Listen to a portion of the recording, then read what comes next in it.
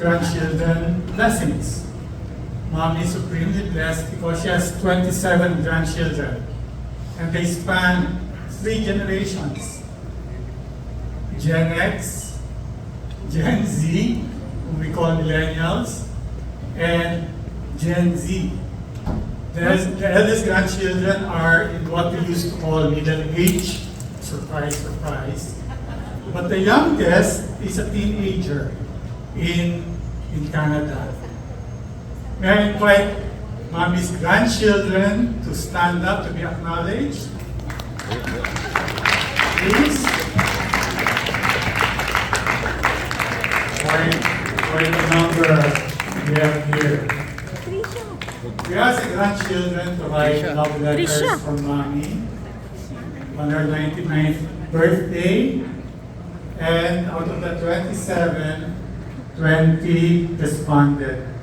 Lori, representing the Apos, being the eldest daughter, will now read excerpts from some of these letters. Lori?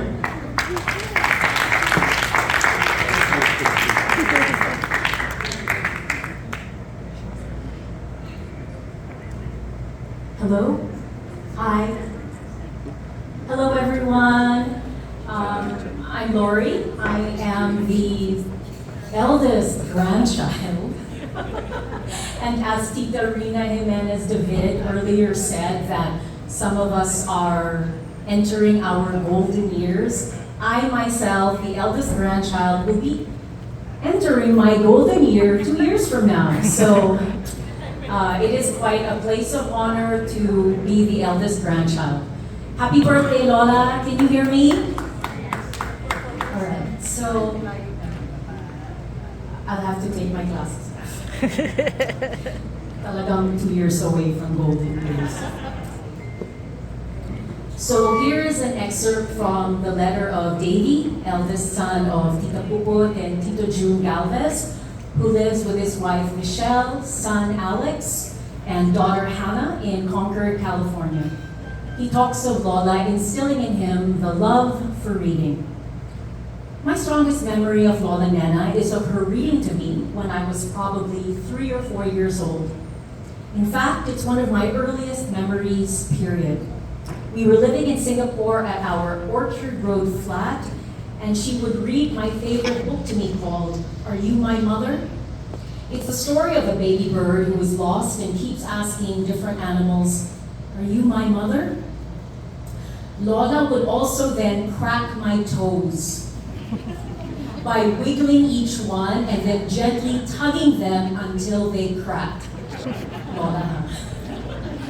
When I became a parent with Alex, I made it a point to find that very same book so I could read it to him. I also sometimes crack my kids' toes and tell them about their Super Lola and how she would do the same thing with my toes. Lola inspired me as a parent to read to my kids, hopefully building lifelong memories with them as well as a love of books. So the next excerpt is from the letter of Marga Domingo Bautista, who is the eldest daughter of Tito Jet and Tita Marife, who speaks of Lola's compassion.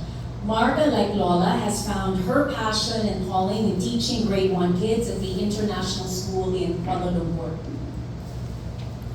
I'll always remember the time you visited us in Kuala Lumpur and we walked around the night market.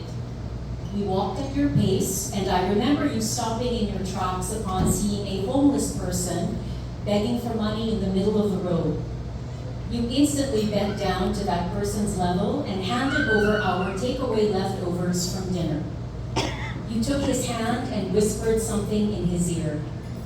Right there in the middle of a concrete road, where everyone else was busy going about their lives, actively avoiding this stranger, you took a moment and acted with compassion.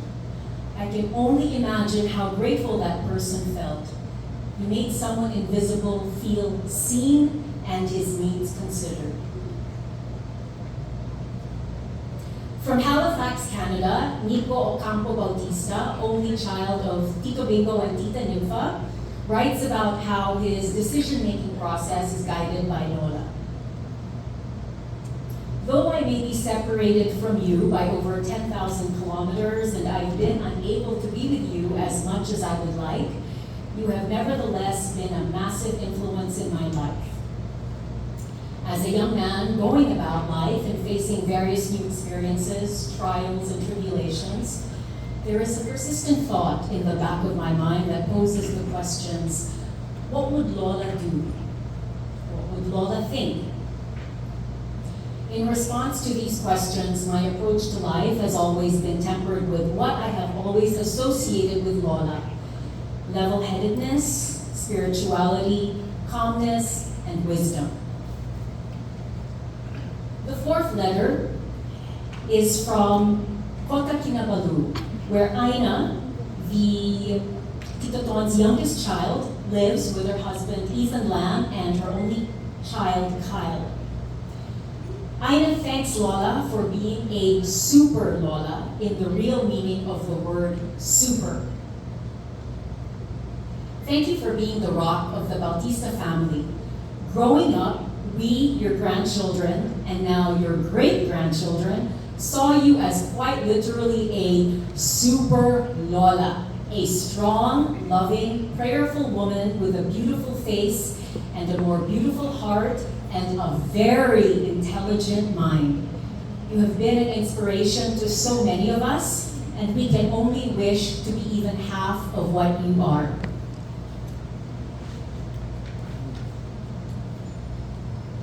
The last letter, closer to home, Therese Yatco Bautista, only child of Tito Noel and Tita Snowy, talks about the letter that Lola wrote to her during Therese's christening party 24 years ago, which Lola entitled Lola's Legacy. Therese considers this letter as one of her most prized possessions. Here are excerpts from Therese's letter to Lola. I hold this letter dear to me because it is proof that both of us shared a special intimate moment together, just you and me. And in a very big family like ours, moments like that do not come often. As a baby, I can't even remember how it was to be held and carried in your arms, as you had so written in your letter. But I am certain that it gave me a safe and homey feeling. Your household and your family have always evoked love, safety, and warmth, which is why I always look forward to any Bautista occasion. In your letter, you talked about how I was dawn and you were sunset, how with all of its chaos and intricacies, one of the most important things in life is to appreciate the richness and preciousness of things and people. You mentioned how even in the most ordinary, there is always wonder and beauty, and that in life, there is a lot of loving to be done, and it is loving that makes living worth it. Lola has 27 grandchildren and 20 wrote letters to her. The excerpts from these 5 letters paint a clear picture of Lola: keen mind, compassionate heart, a loving soul who finds joy and beauty in all of God's creation. Happy birthday, Lola.